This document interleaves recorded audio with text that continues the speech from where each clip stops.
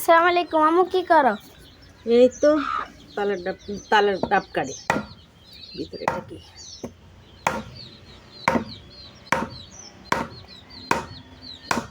এখানে মনে হয় অনেকগুলো কাটছো কেন? হ্যাঁ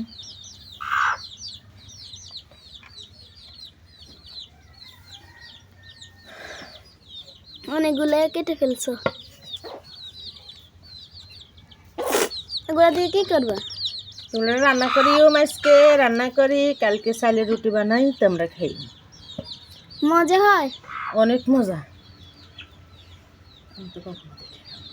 আমি তো কখনো দেখি না। দেখবি কখন? এখন দেখিস।